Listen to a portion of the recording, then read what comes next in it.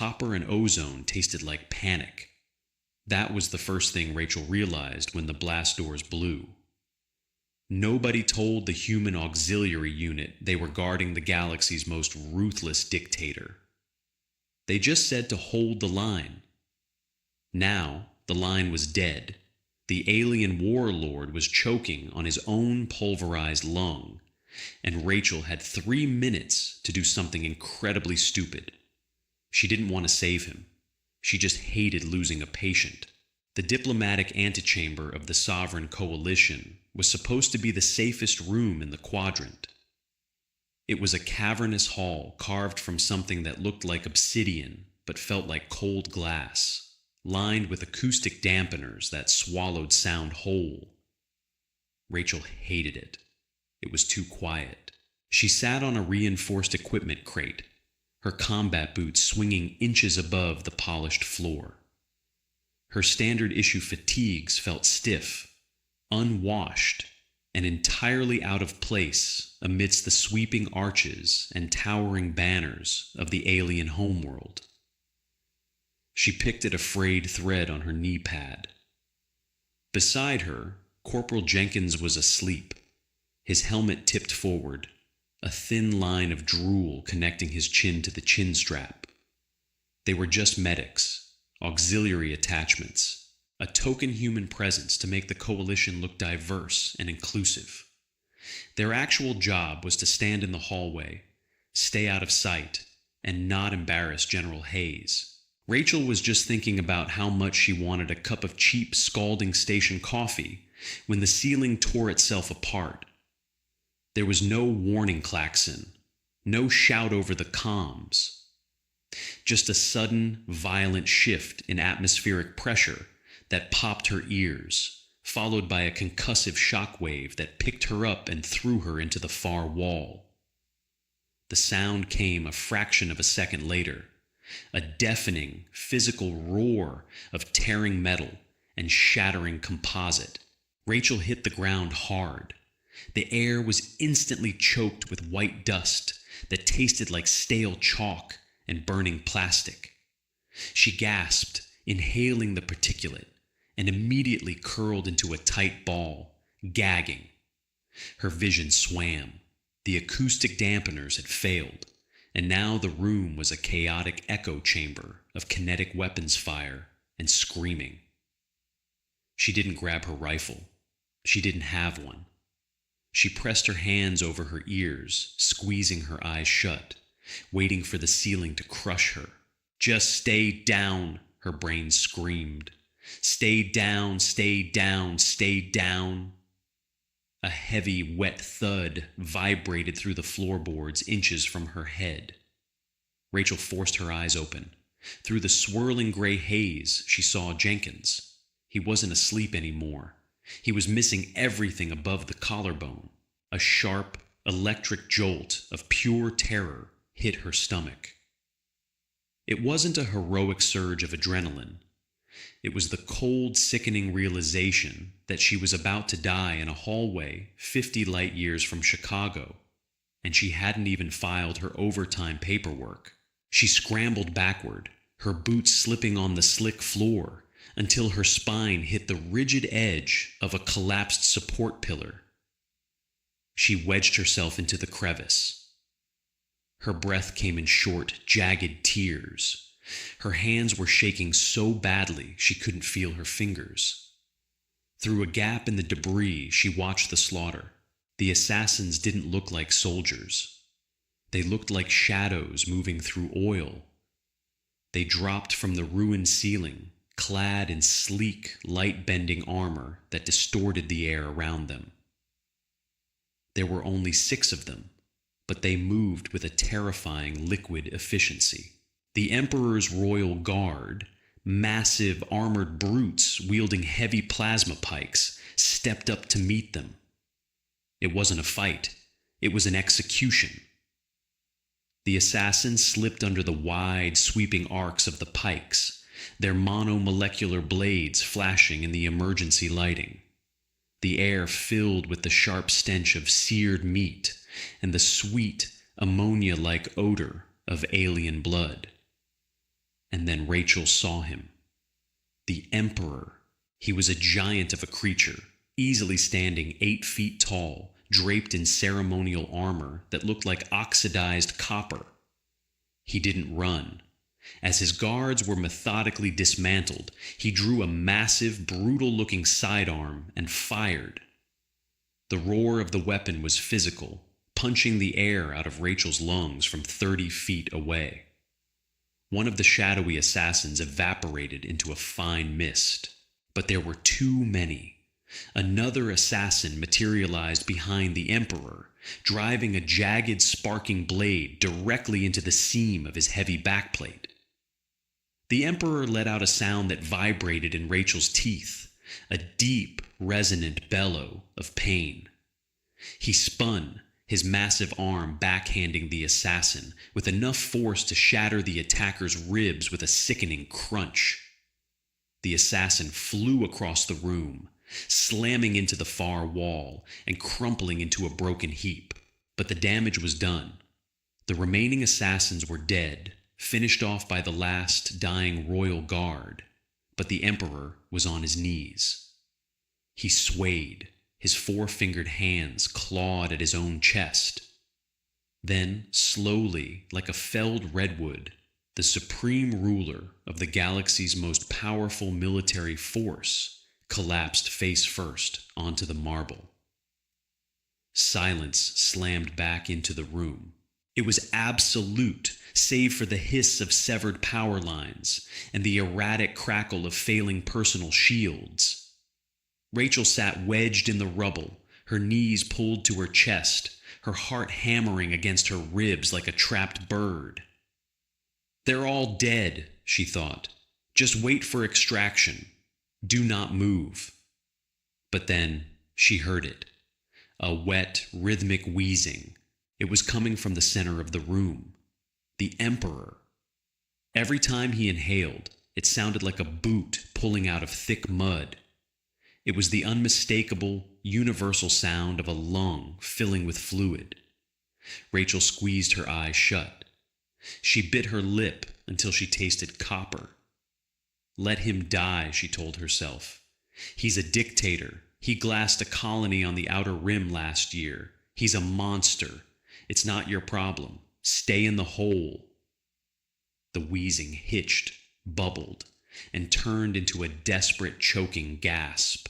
Rachel let out a long, shuddering breath. "Damn it," she whispered. She hated losing a patient. Rachel dragged herself out from behind the pillar. The dust had settled into a thick, gritty film over everything. Her knees scraped against shattered glass and jagged chunks of ceiling tile as she crawled. She didn't stand up. Standing up was how you got shot by a stray sniper. She kept her head down, dragging her heavy medical bag by its reinforced strap. It bumped against the floor, feeling infinitely heavier than it had 10 minutes ago. The smell was overwhelming now. The sterile, odorless atmosphere of the antechamber had been replaced by the stench of scorched ozone, voided bowels, and that sharp, piercing scent of ammonia leaking from the dead guards. Rachel breathed through her mouth, trying to keep her stomach from revolting. She reached the Emperor. Up close, he was terrifying. His skin wasn't smooth. It was covered in microscales that caught the flickering emergency lights. He was lying on his side, his massive chest heaving with awful, shuddering jerks. Thick indigo fluid was pooling beneath him, staining the pristine white floor. Rachel unclipped her medical bag, her hands still trembling. "Okay," she muttered to herself, her voice sounding entirely too loud in the dead room. "Okay, buddy, let's see what we've got." "Step back." Rachel froze. She slowly turned her head. 3 feet away, a royal guard was propped against a dead assassin. The guard was missing his left arm from the elbow down, and half of his face was a charred, unrecognizable ruin. but his right hand was steady, and the barrel of his kinetic pistol was pointed directly at the space between Rachel's eyes. "Do not touch the sovereign," the guard rasped. His vocal cords sounded like they were submerged in gravel. "Primate." Rachel stared at the gun. A hysterical laugh bubbled up in the back of her throat. She swallowed it down. She looked from the gun to the dying guard, and then back to the Emperor. "Look at him," Rachel said. Her voice wasn't authoritative. It was tired, cracked, and edged with panic. "He has a sucking chest wound. He's drowning in his own fluids. You shoot me, he dies in exactly 2 minutes. You want that on your conscience?" The guard's eye, the one that wasn't melted shut, twitched. The pistol trembled. "Put it down," Rachel said, turning her back on the gun. It was the hardest thing she had ever done, exposing her back to a loaded weapon, but the wheezing was getting shallower. She didn't have time to argue. She heard a heavy clatter as the pistol hit the floor. She didn't look back to see if the guard had passed out or just given up. She popped the latches on her kit. The familiar sterile smell of antiseptic wipes and biofoam wafted up. A tiny island of sanity in the madness. She grabbed her diagnostic scanner, a sleek, handheld Omni tool designed to interface with human biology. She pressed it against the Emperor's thick neck, hoping to catch a pulse or a reading on his blood oxygen levels. The screen blinked green, then yellow, then flashed violently red. A cascade of error codes scrolled across the small display. Unrecognized physiology, fatal error, recalibrate. "Of course," Rachel spat, tossing the useless piece of plastic aside. It skittered across the floor. "Why would the brass give us alien medical data? That would make too much sense." She was flying blind. She had to rely on basic, primitive mechanics. A plumbing problem was a plumbing problem, no matter what planet you were born on. She wiped her sweating palms on her thighs and leaned over the massive alien. She had to find the hole. The Emperor was wearing a ceremonial chest plate, locked into place with heavy magnetic seals. Rachel dug her fingers into the seam where the assassin's blade had punctured the armor. The metal was burning hot to the touch, singeing the tips of her tactical gloves. She hissed in pain but didn't let go. She grabbed a manual pry bar from her kit, a crude, heavy titanium wedge usually used for prying open jammed vehicle doors. She jammed it into the gap in the armor, braced her boots against the Emperor's massive rib cage, and threw her entire body weight backward. For a second, nothing happened. Then, with a loud, metallic shriek, the magnetic seals gave way.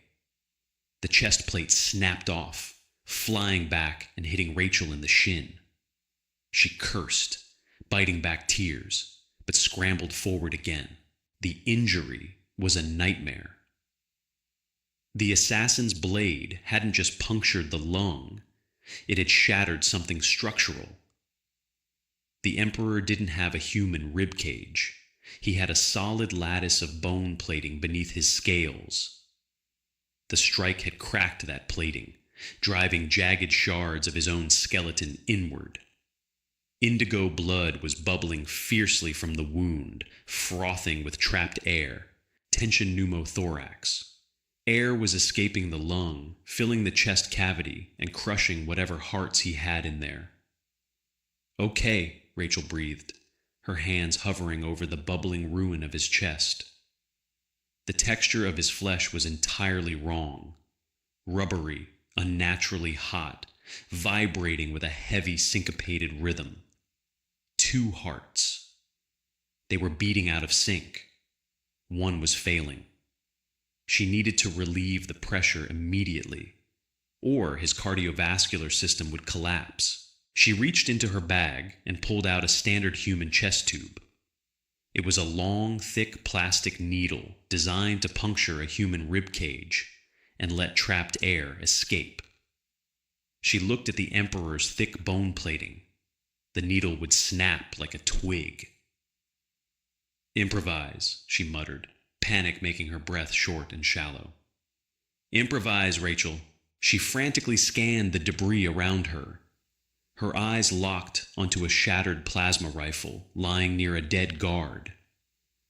Specifically, she looked at the rifle's primary coolant line, a thick, reinforced tube of hardened polymer, capped with a sharp metallic nozzle. She crawled over, grabbed the tube, and yanked. It wouldn't budge. She drew her boot knife, a cheap, heavy blade she'd bought at a station kiosk, and sawed frantically at the thick material.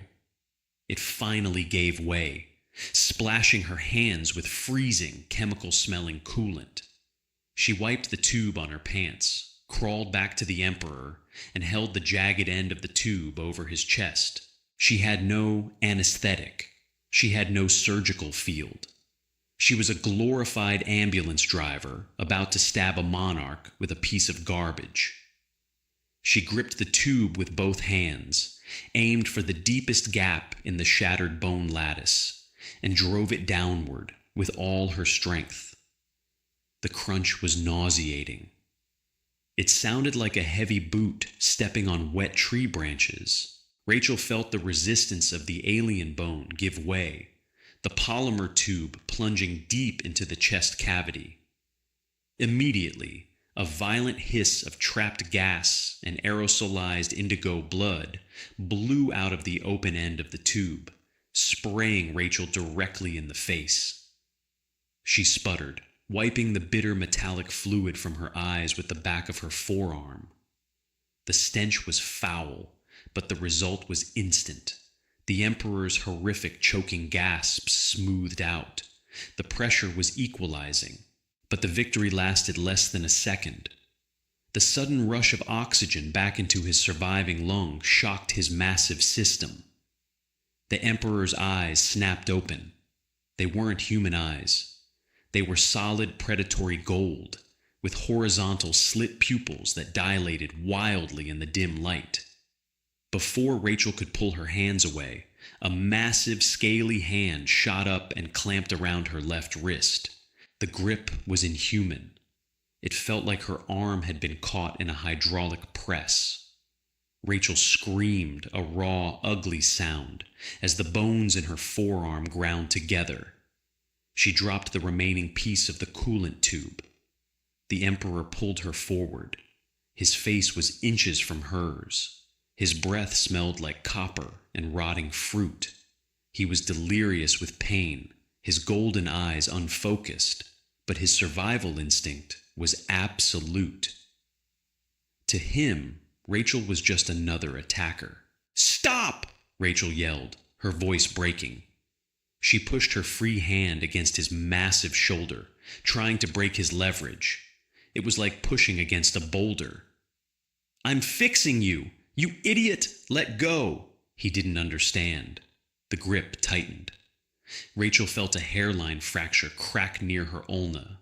Tears of pure agony spiked in her eyes. She stopped struggling. It wasn't working.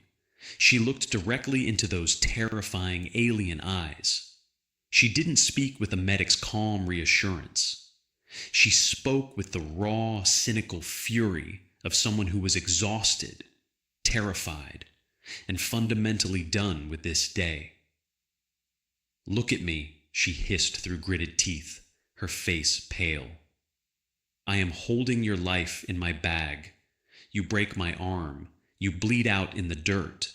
Look at me." For a long, agonizing second, the Emperor stared at her. The primal panic in his gold eyes met the stubborn, furious glare of a tiny, fragile human who smelled like fear and cheap soap. Slowly, the tension left his jaw. His eyes rolled back into his head. The massive hand gripping her wrist went slack, thudding heavily against the floor. He had passed out from the pain. Rachel scrambled back, clutching her bruised arm to her chest, gasping for air. Her wrist was throbbing violently, a deep, sickening ache that made her want to vomit. She sat there for 10 seconds, shaking, letting the adrenaline metabolize. "Just walk away," the dark voice in her head whispered. "You did enough. You bought him time." She looked at the wound. The tube had relieved the pressure, but the bleeding hadn't stopped. The indigo pool was creeping outward, soaking into the knees of her uniform. The second, smaller heart was still pumping violently, pushing life out through a severed artery hidden beneath the shattered bone. "Damn it," she whispered again.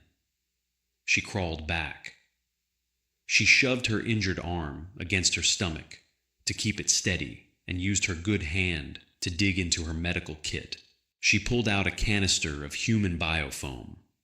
It was a trauma sealant designed to expand inside a wound, clamp down on bleeding vessels, and harden into a rigid, breathable cast. It was designed for red blood, for human internal temperatures. She had no idea what it would do inside an alien. She needed to find the artery. She picked up a pair of heavy, serrated forceps. She didn't have time to be delicate. She plunged her bare, gloved fingers directly into the hot, slick mess of the Emperor's chest cavity. The sensation was revolting. Alien organs didn't feel like human ones. They were intensely hot, spongy, and textured with strange, vibrating ridges. Her fingers slipped on the thick blood. She couldn't see anything. It was entirely tactile. She pushed past a pulsing membrane, her fingers blindly searching for the source of the heavy, rhythmic spurts of heat. There. A torn muscular tube, writhing like a dying snake. She jammed the forceps down, blindly clamping the metal jaws over the slick artery. The forceps slipped. A jet of hot blood hit her neck. Rachel cursed viciously, a string of harsh, ugly words. She adjusted her grip, wiped the sweat stinging her eyes against her shoulder, and plunged her hand back in. She found the artery again. This time she locked her grip, clamping the forceps down with a sharp click. The heavy spurting stopped. "Okay," she breathed, her voice trembling. "Okay, now the foam." She grabbed the canister, jammed the nozzle directly into the wound, and squeezed the trigger. The reaction was immediate and terrifying. The biofoam, calibrated for a human body temperature of 98.6 degrees, hit the Emperor's much hotter internal cavity and the strange chemical makeup of his blood. The foam expanded violently. It hissed, a harsh, angry sound, sending up a thin trail of acrid white smoke as it catalyzed. It felt like it was boiling. Rachel didn't flinch. She dropped the canister and slammed both her hands, even the bruised one, down over the wound, pressing her weight against the expanding foam to force it inward rather than letting it spill out over his chest. The heat burned through her gloves. The pain in her wrist screamed. Her shoulders ached, and her breath came in ragged, ugly gasps. She watched the Emperor's face, waiting for him to wake up and snap her neck. He didn't move. Slowly, the hissing stopped. The foam hardened into a rigid gray mass, sealing the shattered bone, the severed artery, and the improvised chest tube into one solid, ugly block. Rachel sat back on her heels. Her hands were coated in a thick, drying mixture of indigo blood and gray foam. She stared at the Emperor's chest. It was rising and falling.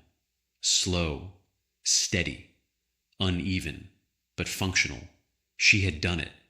The heavy metallic thud of mechanized boots suddenly echoed down the hallway. Rachel didn't reach for a weapon. She was too tired. She just slumped backward, sitting heavily on the blood-soaked floor, leaning against the Emperor's massive shoulder. A squad of sovereign shock troopers breached the room. They poured through the ruined doorway, heavy assault rifles raised, laser sights cutting through the settling dust. They expected to find a massacre. They expected to find their God Emperor dead.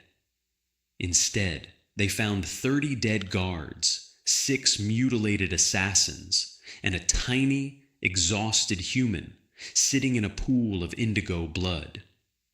The lead trooper, a towering wall of armor, leveled his rifle directly at Rachel's head. "Do not move, human!" Rachel didn't raise her hands. She just slowly turned her head, looking up at the massive rifle barrel. She was covered in gore. Her hair was matted to her forehead with sweat. She looked completely pathetic, and yet completely unbothered. "Do me a favor," Rachel said, her voice dry and hollow. "Tell your boss I expect a clean uniform." The zip ties were entirely unnecessary, which somehow made them hurt more. They bit into the swelling flesh of Rachel's left wrist with every jolt of the armored transport. She sat on a rigid metal bench, flanked by 4 sovereign shock troopers, who looked less like soldiers and more like walking tanks. Nobody spoke. The only sound was the low, stomach-churning hum of the transport's repulsor engines and the faint, wet crinkle of the Emperor's dried indigo blood flaking off Rachel's uniform. She felt awful. The adrenaline had finally metabolized, leaving behind a hollow, trembling exhaustion. Her left forearm throbbed with a dull, rhythmic heat that synced perfectly with her heartbeat. She cradled it against her chest, her fingers numb. Her mouth tasted like old pennies and stomach acid. "I should have stayed behind the pillar," she thought, closing her eyes against the harsh, strobe-like glare of the transport's interior lights. "I could be drinking coffee right now. Terrible, lukewarm coffee. I would kill for it." The transport slammed to a halt. The inertia threw Rachel forward, her bruised shoulder colliding sharply with the chest plate of the trooper across from her. He didn't flinch. He just shoved her back onto the bench with the casual, dismissive force one might use to move a piece of luggage. The heavy doors hissed open, revealing a stark, blindingly white corridor. They dragged her out by her good arm. Her boots scuffed against the polished floor, her knees refusing to fully support her weight. They didn't take her to a debriefing room. They took her to a cell. It was a featureless cube of seamless brushed steel. There was no bed, no chair, no toilet, just a sloped ledge extending from the far wall. The air was frigid, pumped full of an aggressively sterile chemical scent that burned the back of her throat like cheap bleach. The heavy door slid shut with a pneumatic thud that sealed the room in absolute suffocating silence. Rachel stood in the center of the room for a long moment. Then her knees buckled. She hit the deck hard, gasping as the impact sent a fresh spike of agony up her fractured arm. She didn't try to get up. She just rolled onto her side, pulling her knees to her chest, shivering on the freezing metal grate. She drifted in a state of feverish half-sleep, haunted by the wet, bubbling sound of the Emperor's ruined chest.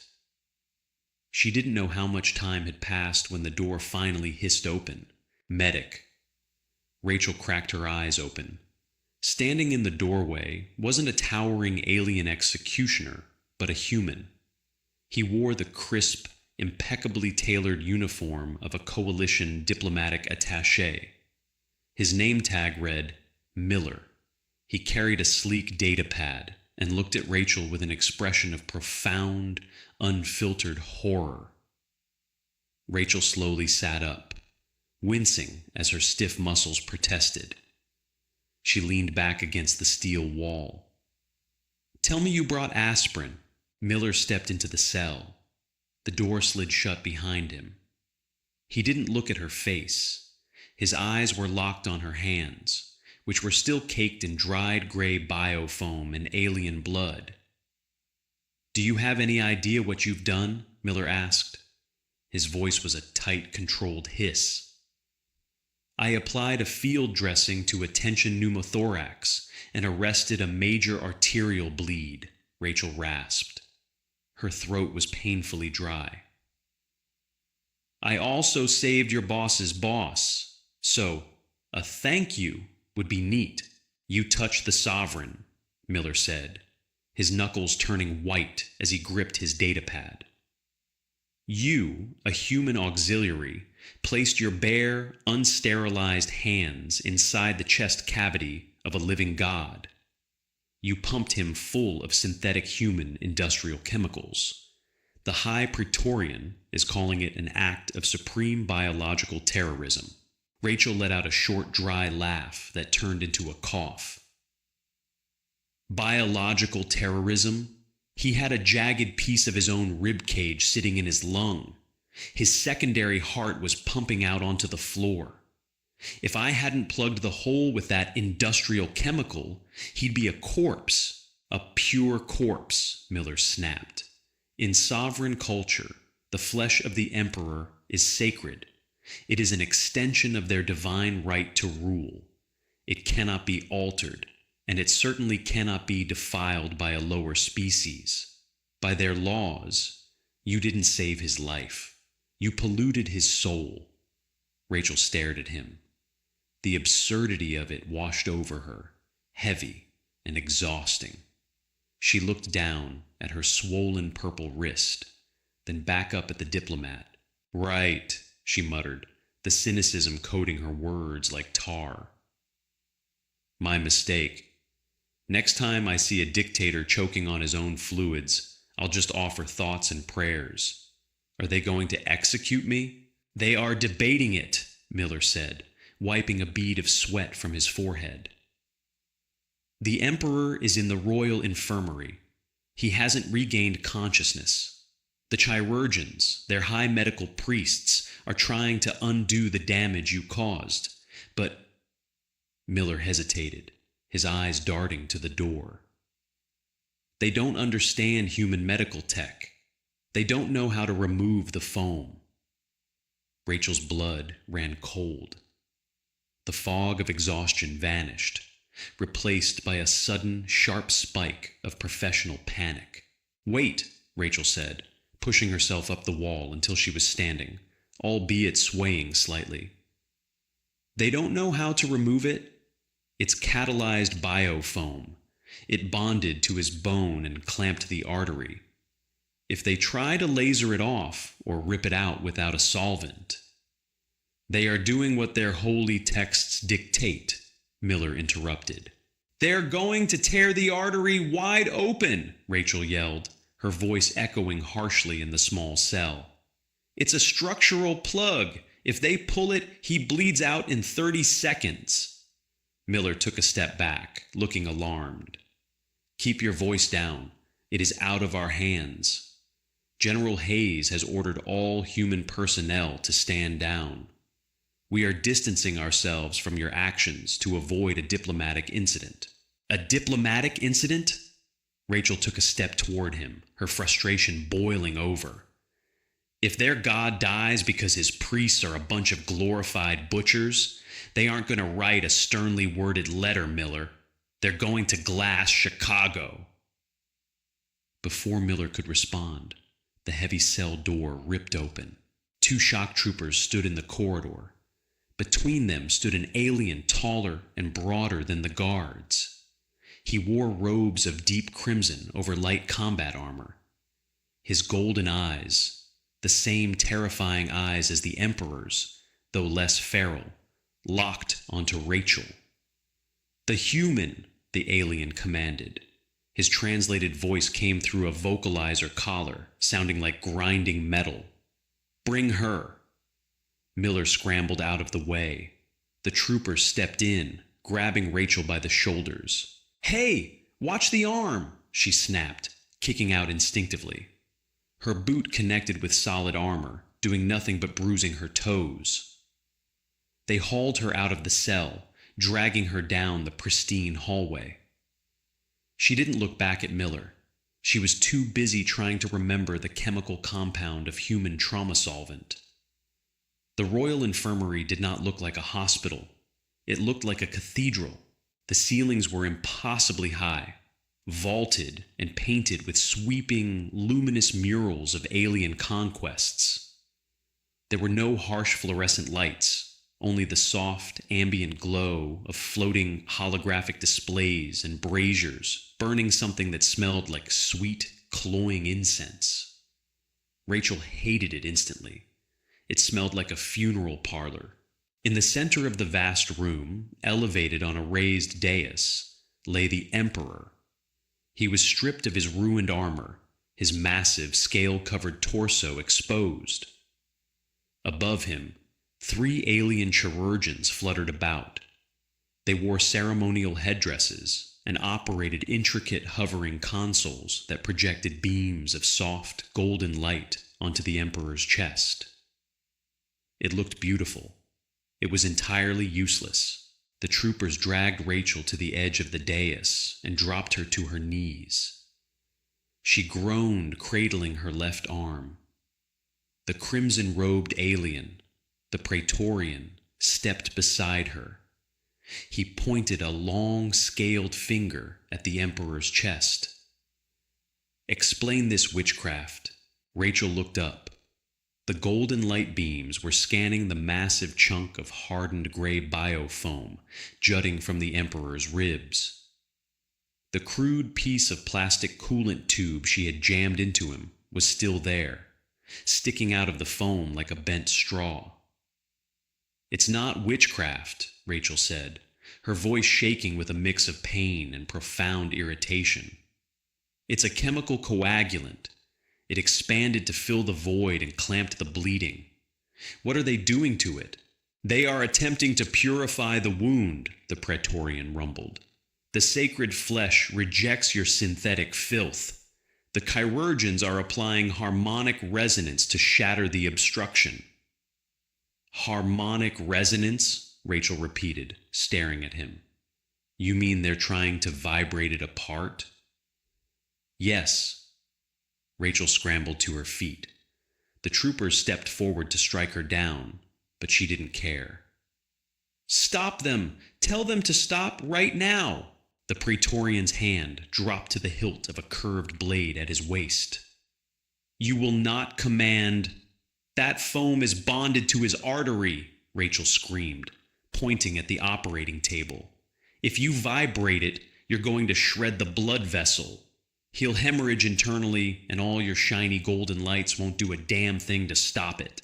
As if on cue, the heart monitor hovering above the Emperor, a massive floating ring of bioluminescent fluid, began to pulse erratically. A loud, discordant chime echoed through the cathedral. One of the chirurgeons stepped back, his 4 hands fluttering in a panic. The edges of the gray foam were beginning to crack under the harmonic lasers, and thick, dark indigo blood was welling up from the fissures. "He's crashing," Rachel said. She didn't wait for permission. She shoved past the Praetorian. One of the troopers grabbed her collar, but the Praetorian barked a sharp command in his native tongue. The trooper let go. Rachel stumbled forward, practically falling against the edge of the operating table. Up close, the heat radiating from the Emperor was intense. The incense smelled sickly sweet, masking the sharp metallic tang of his blood. Rachel looked at the chirurgeons. They were staring at the cracking foam, paralyzed by their own rigid doctrines. They were scholars of biology, but they had never been in a trench. They didn't know how to do plumbing. "I need my bag," Rachel snapped, looking over her shoulder at the Praetorian. "My medical kit, the one you confiscated. I need it right now." The Praetorian stared at her, his golden slit pupils narrowing. He gave a sharp nod to a guard by the door. 10 seconds later, The heavy canvas bag was dropped onto the floor beside Rachel. She fell to her knees, tearing at the buckles with her good hand and her teeth. She dug past the sterile wipes and bandages until her fingers closed around a pressurized canister marked with a bright yellow biohazard warning. Solvent, catalyzed trauma foam. She grabbed it, grabbed a pair of heavy surgical shears, and stood up. "Move," she barked at the nearest chirurgeon, elbowing the towering alien out of the way. She leaned over the Emperor's chest. Her fractured left arm screamed in protest as she rested it against the edge of the table to steady herself. She aimed the nozzle of the solvent canister at the base of the cracking biofoam, right where it met the Emperor's shattered bone lattice. She sprayed. The chemical hit the foam, and the reaction was violently unholy. A thick, noxious cloud of white vapor erupted from the wound, smelling strongly of pure acetone and burnt plastic. The chirurgeons recoiled, covering their faces and hissing in disgust. Rachel didn't blink. Her eyes watered, tears cutting tracks through the dried blood on her cheeks, but she kept the nozzle engaged. The rock-hard foam began to turn to sludge. "I need light," Rachel yelled over the hissing chemical reaction. "Real light, not this religious mood lighting nonsense. Shine a direct beam into the cavity," the Praetorian barked an order. One of the chirurgeons hesitantly adjusted a console. A harsh, brilliant beam of white light snapped onto the Emperor's chest, illuminating the gory, bubbling mess of melting foam and alien tissue. Rachel dropped the canister and grabbed the shears. Okay, big guy, stay with me." She plunged her hands back into the hot, alien chest cavity. The sludge coated her gloves, slick and foul. She found the jagged shards of the cracked bone plate that had caused the tension pneumothorax in the first place. "You," Rachel said, not looking up, pointing a bloody finger at a chirurgeon. "Bring your cutting laser here. Calibrate it for bone mass. The foam is dissolving, but these bone shards are going to puncture the lung again if we don't extract them. Cut where I point." The chirurgeon looked to the Praetorian. The Praetorian nodded. For the next 20 minutes, it was a butcher's ballet. Rachel used the heavy shears and her own brute strength to pry the melting chunks of foam away from the delicate, writhing artery, working with agonizing slowness to ensure she didn't tear the vessel. Her left arm was completely numb now, a dead weight she was using merely to hold the rib cage open. Every time she isolated a jagged shard of bone, the alien surgeon would step in with pinpoint accuracy, using the surgical laser to cleanly sever the fragment. Rachel would pull it out, dropping the bloody alien bone onto the pristine metal tray with a wet clatter. She was sweating profusely. Her vision kept swimming, the edges of the room turning dark and fuzzy. The pain in her wrist was making her nauseous. "Artery is clear," Rachel gasped, pulling out the last glob of dissolved foam. "The bleed is fully clotted. You can seal the vessel now." The chirurgeon stepped in. He didn't use thread. He used a localized thermal welder, seamlessly binding the alien tissue together with a flash of heat. It was elegant. It was perfect. Rachel took a step back from the table. The adrenaline was gone. The room was spinning. She looked at her hands. They were trembling violently, coated in a toxic mixture of chemical sludge and indigo blood. She tried to take a deep breath, but her lungs felt tight.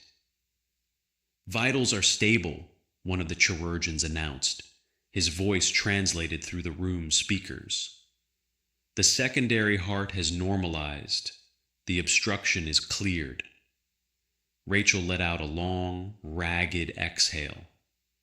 She turned to look at the Praetorian. "There!" she slurred, her tongue feeling thick and heavy. "No witchcraft, just plumbing." Her knees finally gave out. She collapsed backward, the vaulted ceiling of the Royal Infirmary spinning wildly before everything went black. Rachel woke up to the smell of antiseptic and the dull, throbbing ache of a properly set bone. She opened her eyes slowly, squinting against the light. She wasn't in the holding cell, and she wasn't on the floor of the cathedral. She was lying on a firm, comfortable cot in a small, dimly lit medical bay.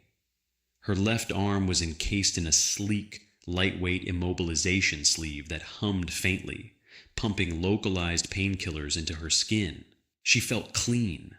Someone had scrubbed the blood and chemical sludge off her face and hands, leaving her in fresh, standard-issue Coalition hospital scrubs. She sat up, groaning as her core muscles protested. "You are awake." Rachel froze. She slowly turned her head. Sitting in a massive reinforced chair across the small room was the Emperor. He was awake. He was no longer covered in blood, though a thick synthetic patch covered the entire left side of his chest, where his armor had been breached. He looked smaller without the oxidized copper armor, wearing a simple, dark tunic, but the sheer, dense mass of him was still suffocating. He wasn't flanked by guards. The Praetorian stood silently by the door, his hands clasped behind his back, looking at the floor. The room was deathly quiet. Rachel didn't stand up. She didn't salute. She just rubbed her eyes with her good hand, let out a long, tired sigh, and leaned back against the wall behind her cot. "I'm guessing you're not here to give me a medal," Rachel said. Her voice was scratchy, but the localized painkillers made her brave. Or maybe she was just too tired to care. The Emperor shifted. The chair creaked in protest. His solid gold, slit-pupil eyes locked onto hers. Up close, the intelligence in them was terrifying. He didn't look like a wounded animal anymore. He looked like an apex predator evaluating a very confusing insect.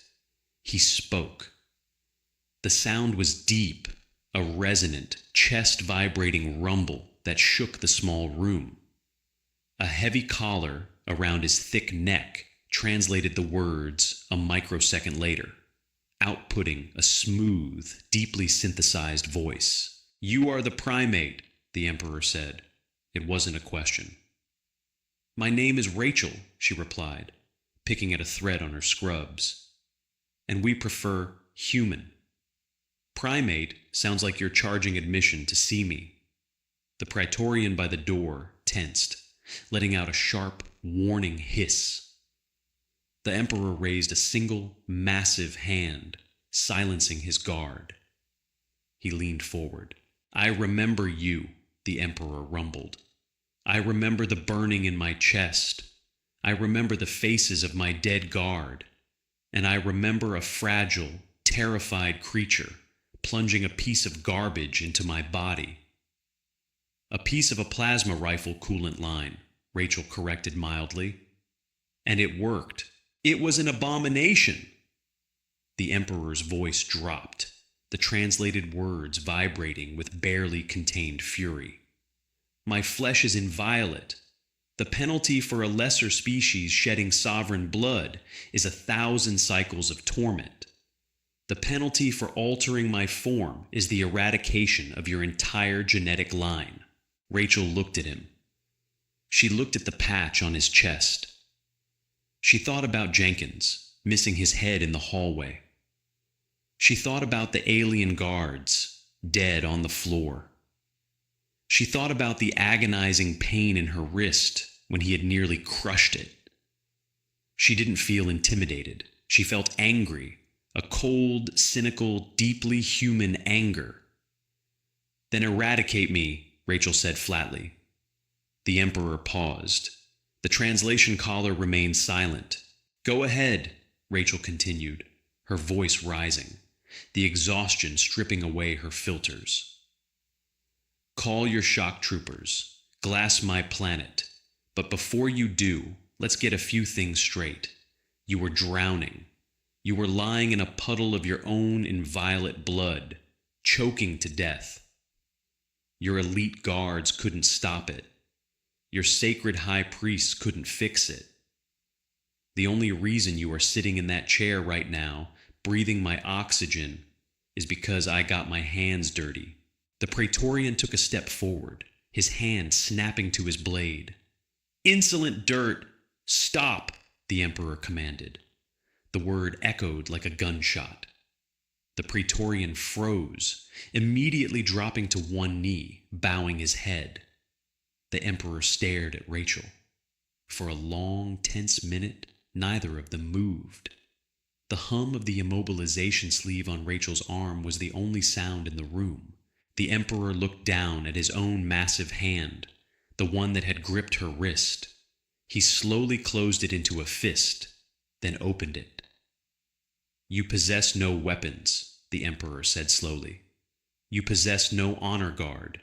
You are a lower caste. A healer. Combat medic, Rachel corrected quietly. When I seized you, the Emperor continued, his golden eyes narrowing. When I broke your bone, you did not flee. You did not strike back. You looked at me. Rachel swallowed hard, remembering the sheer terror of that moment. I told you to let go. You threatened me, the Emperor said. The translation caller couldn't convey tone perfectly, but there was a strange, subtle shift in the cadence.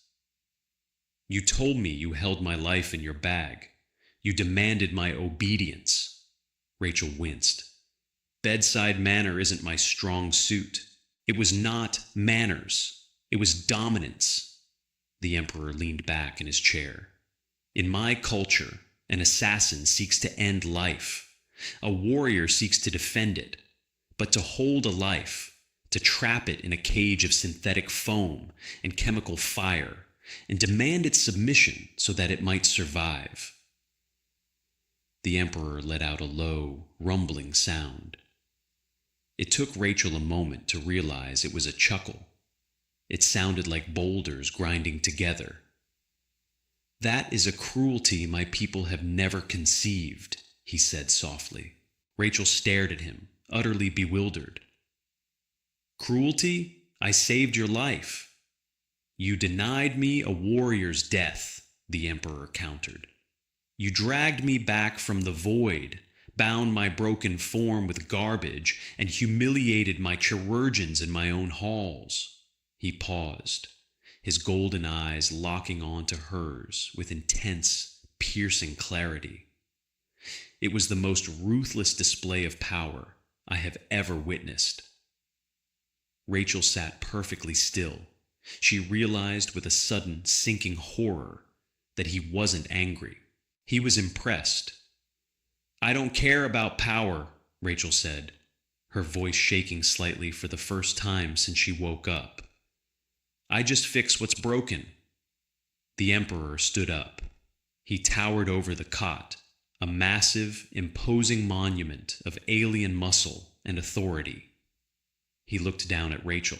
Then you are wasted on your people, Rachel of the humans, the Emperor declared. The sovereign coalition requires a new chief of medicine, one who understands that flesh is a machine of war, not a temple to be worshipped. He turned toward the door. The Praetorian stood up, quickly opening it for his ruler. The Emperor paused in the doorway, looking back over his shoulder. Rest, little primate. When your bone has knitted, we have much plumbing to do. The official transfer document was printed on physical paper. That was the detail Rachel couldn't get past. In an era of encrypted data pads and instantaneous quantum transmission, the human coalition had authorized her permanent reassignment to a hostile alien empire on a piece of heavy, cream-colored cardstock. It felt like a treaty, It felt like a bill of sale. Miller, the diplomatic attaché, stood at the foot of her cot. He wouldn't look her in the eye. He kept his gaze fixed on the humming immobilization sleeve on her left arm. The air in the small medical bay felt stagnant, heavy with the smell of sharp antiseptics and Miller's nervous, sour sweat. "You have to understand the geopolitical reality, Rachel," Miller said. His voice was overly loud, projecting the fake confidence of a man trying to justify cowardice. "The Emperor's survival is a miracle, but the fundamentalists in his court are demanding blood for the breach. General Hayes had to make a concession to prevent a localized war." "A concession," Rachel repeated. Her voice was flat, devoid of the panic Miller clearly expected.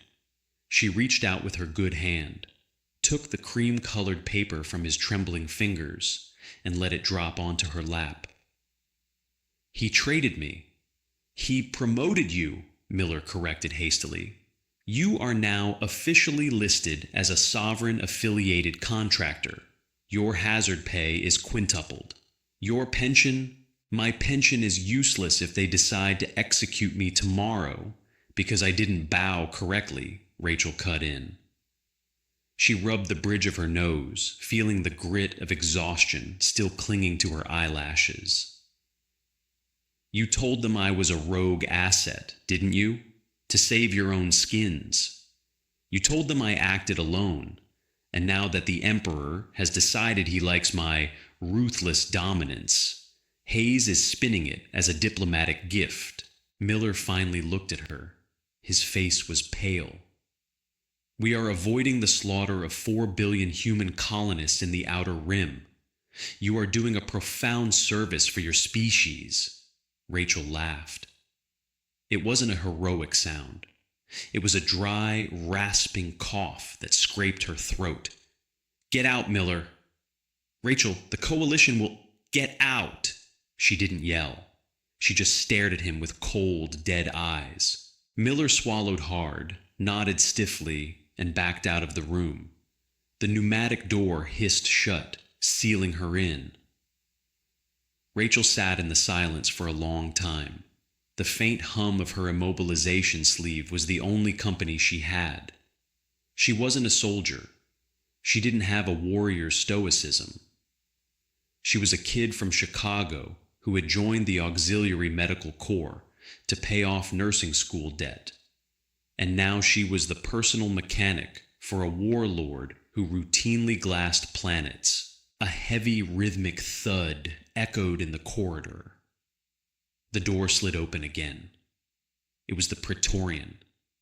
Up close, without the immediate chaos of a dying monarch between them, his sheer size was suffocating. His crimson robes rustled like dry leaves, masking the faint clink of the heavy armor underneath. He didn't carry a data pad or a cream-colored piece of paper. He carried a bundle of dark, heavy fabric. He dropped it at the foot of her cot. It hit the mattress with a dense, metallic clatter. "The Sovereign has commanded your relocation," the Praetorian rumbled, his vocalizer spitting out the translation with grating mechanical neutrality. "You will inhabit the chambers adjacent to the Royal Infirmary. These are your new garments. The insignia of the chief chirurgeon has been affixed." Rachel picked up the bundle.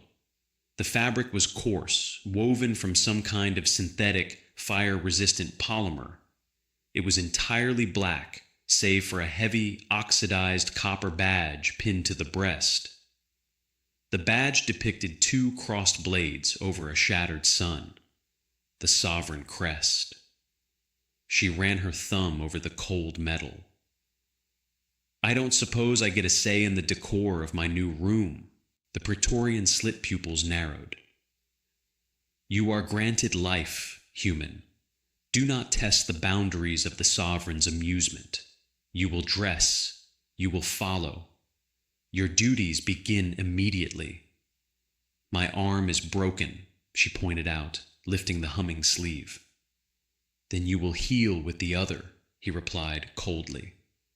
A true healer does not require symmetry. Rachel sighed, swinging her legs over the edge of the cot. The floor was freezing against her bare feet. Fine, but tell your boss something for me. The Praetorian paused, his hand hovering near the door control.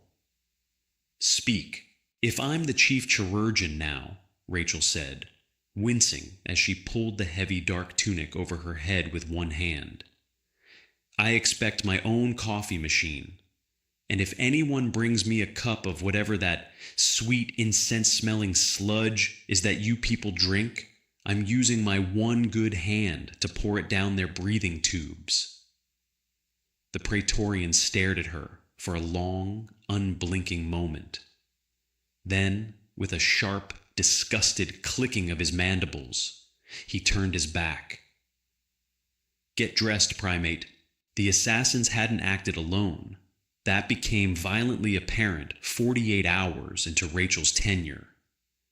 She was in her assigned quarters, a massive vaulted room that felt more like a mausoleum than a bedroom, when the acoustic dampeners vibrated hard enough to rattle her teeth. A concussive boom echoed through the stone.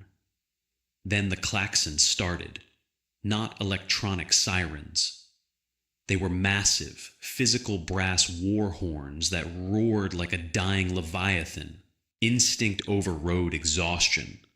Rachel grabbed her scavenged human medical kit, threw it over her uninjured shoulder, and ran.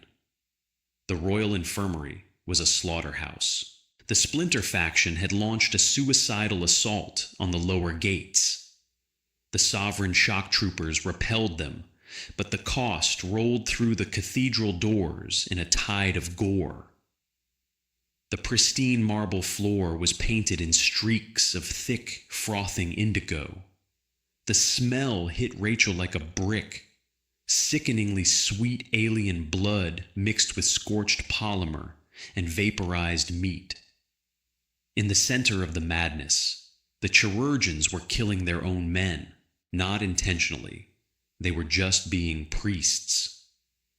3 of them hovered over a trooper, missing everything below the left knee. The stump pumped hot, dark blood onto the floor in rhythmic, catastrophic spurts. The chirurgeons weren't stopping it.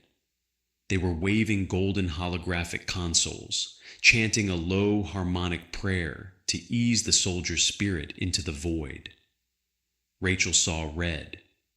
"Move!" she screamed, her boots slipping in the slick pools. The priests ignored her. One raised his 4 hands toward the vaulted ceiling in religious ecstasy. Rachel didn't argue. She dropped her canvas bag, stepped in tight, and drove her good shoulder directly into the chanting alien's spine. The priest, off balance, stumbled forward with a startled hiss, crashing into the operating table. His holographic console shattered on the marble. "Blasphemer!" another chirurgeon roared. Rachel ignored him. She dropped to her knees in the puddle of blood beside the dying trooper. She didn't have a human tourniquet large enough for an alien thigh. She grabbed the heavy synthetic strap connecting the trooper's chest plate to his battle harness and sawed it off with her boot knife. "Hold him down!" Rachel barked at the wounded trooper's squad mate, who stood frozen in shock. "I said hold him down! Do you want him to die?" The sheer, gravelly authority in her voice snapped the massive soldier out of his daze. He dropped heavily onto his squad mate's chest, pinning the thrashing casualty. Rachel wrapped the strap high and tight around the ruined thigh. Lacking a windlass, she grabbed a discarded plasma pistol magazine from the floor, wedged it under the strap, and twisted it with all the strength her right arm possessed. The trooper unleashed a guttural roar, his golden eyes rolling back. But the heavy spurting stopped. Rachel tied the magazine off, gasping, her black tunic soaked in indigo. The infirmary went dead silent, save for the groans of the dying. Every priest and bleeding soldier stared at the tiny human kneeling in the gore. The shoved priest recovered his footing, pointing a scaly finger. You defy the sacred transition. The flesh is broken. It is the will. Shut your mouth, Rachel snarled. She stayed on her knees, hand firmly over the makeshift tourniquet. The only will in this room is mine. I am the chief chirurgeon. The sovereign gave me that title. Are you defying the sovereign? The priest recoiled, mandibles clicking nervously. Rachel scanned the 30 wounded soldiers. The quiet ones were the most dangerous. Listen to me, she yelled, pointing at the nearest uninjured trooper. You, sort them, screaming on the left, quiet and pale on the right. That is priority triage. She turned her glare on the priests. Turn off your flashlights and get your thermal welders. We have severed arteries and kinetic shrapnel. We are plumbers today, gentlemen. We fix the pipes, we seal the leaks, and we do not let a single one of these bastards die.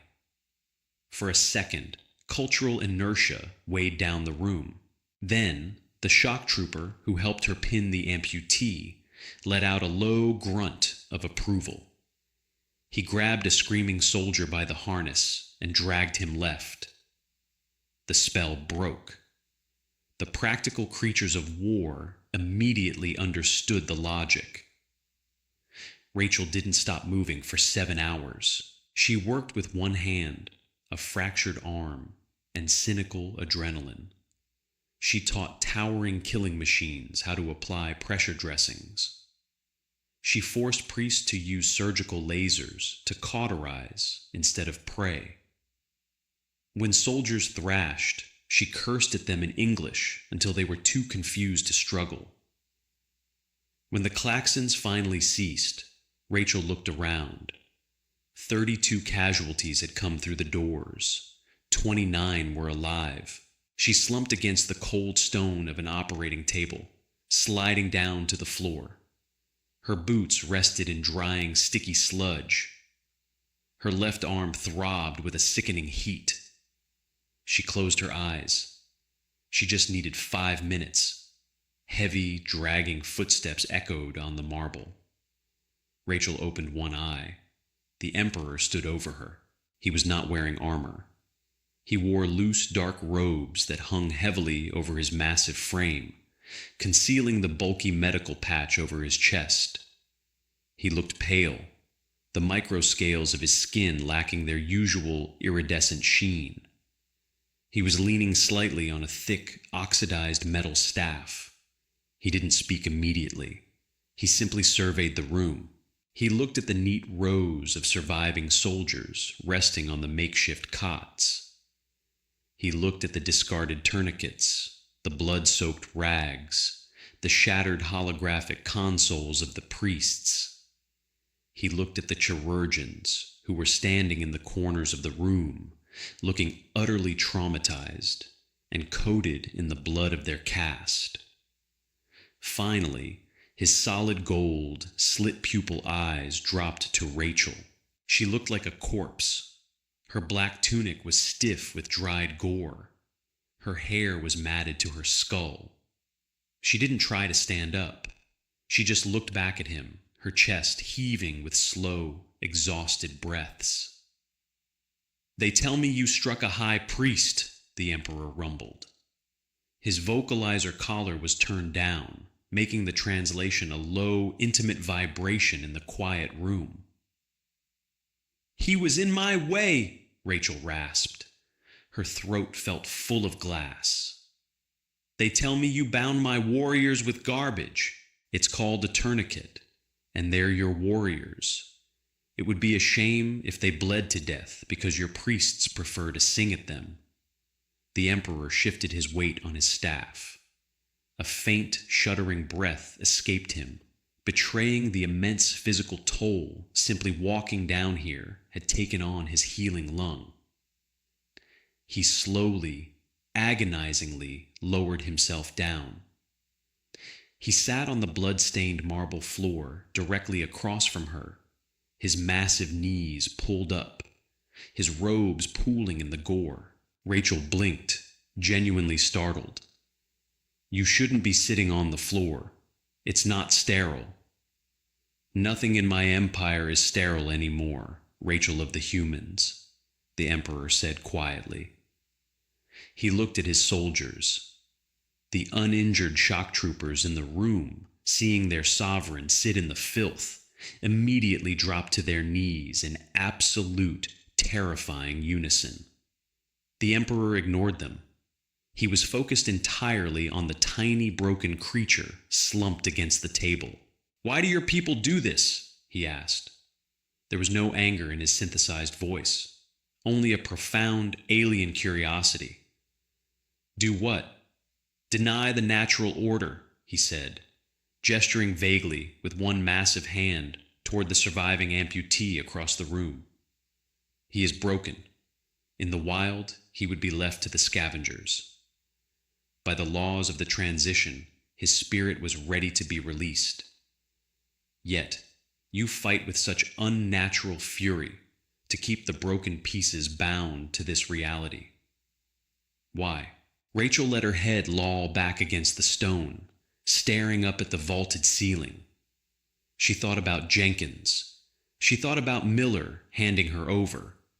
She thought about the cold, lonely reality of the human condition. "Because the natural order sucks," Rachel said simply. The Emperor tilted his head, his golden eyes narrowing slightly, trying to process the translation. "You guys," Rachel continued, her voice quiet but steady, "you think you're gods. You think your blood is sacred, and when it spills, it's destiny. But humans, we know we're meat. We know we're fragile. The universe has been trying to kill us since we figured out how to make fire." She lifted her good hand, wiping a streak of dried blood from her cheek. "We don't have harmonic prayers. We don't have a sacred transition. We just have the dirt and the dark and each other. So when the dark comes for one of us, we don't bow our heads and let it happen." She looked directly into the Emperor's terrifying eyes. "We spit in its face. We patch the pipes. We buy another day, because another day is all we've got." The silence stretched between them, heavy and thick. The Emperor stared at her. He didn't blink. For thousands of years, his species had conquered the stars through sheer, unyielding belief in their own divinity. They did not fear death, because death was simply a failure of flesh, beneath the dignity of the soul. But looking at Rachel, he saw something infinitely more terrifying than fearlessness. He saw the grim, mechanical stubbornness of a species that viewed death not as a spiritual transition, but as a technical malfunction to be violently corrected. "You view my empire as a machine," the Emperor observed softly. "A biological one," Rachel agreed, "and right now it's leaking." The Emperor let out that low, rumbling sound again, the grinding of boulders, a laugh. "My priests despise you," he said. "The feeling is intensely mutual. My Praetorians do not know whether to execute you or worship you. Tell them to keep their distance and bring me a clean shirt." The Emperor slowly pushed himself back to his feet, leaning heavily on his staff.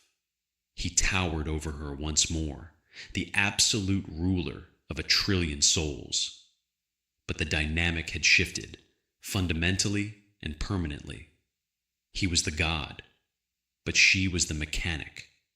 And even gods break down. "You will remain chief chirurgeon," the Emperor decreed, his voice rising just enough for the kneeling troopers to hear. "You will teach my warriors your plumbing. You will teach them to spit in the face of the dark." He turned to leave, but paused, looking back down at her. "And Rachel?"